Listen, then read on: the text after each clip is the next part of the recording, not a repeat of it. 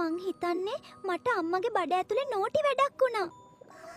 ආයුබෝවන් මම තමයි මියුකෝනියම්. සාමාන්‍යයෙන් මම ඕනේ බබා ඉපදෙනකම් මේ ඇතුළට වෙලා. මම හැදිලා තියෙන්නේ බබා මේ මාස 9 පුරාවටම ගිලපු දේවල් වලින්.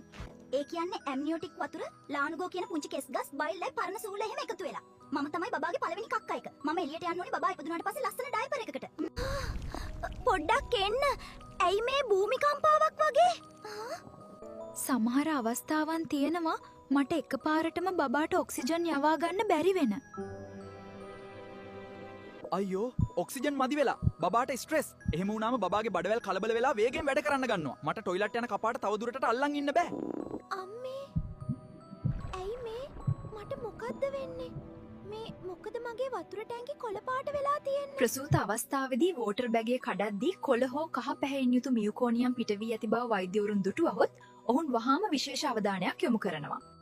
මෙවැනි අවස්ථාවකදී දරුවා ඉපදුණු විගසම අපේගේ ළමා රෝග සම්බන්ධ නියෝනේටොලොජි ටීම් එක මැදිහත් වී දරුවාගේ ශ්වසන මාර්ගය පිරිසුවශ නම් ඔක්සිජන් හෝ CPAP වැනි කෘතිම ශ්වසන ආධාරක ලබා දීමට සූදානමින් සිටිනවා. හැබැයි සමහර අවස්ථාවලදී බබා ඉපදෙන අවස්ථාවේදී හෝ ඌට ටිකකට පෙර මේ මියුකෝනියම් මිශ්‍ර වුණු වතුර බබාගේ හුස්ම ගැනීමේ මාර්ගයට සහ පෙනහළු වලට ඇදලා ගත්තොත් පෙනහළු අවහිර වී රසායනික ප්‍රතික්‍රියාවක් මගින් පෙනහළු වලට දැඩි හානි වෙන්න පුළුවන්. ඒ ගැන අපි ඊළඟ වීඩියෝ එකේදී කතා කරමු.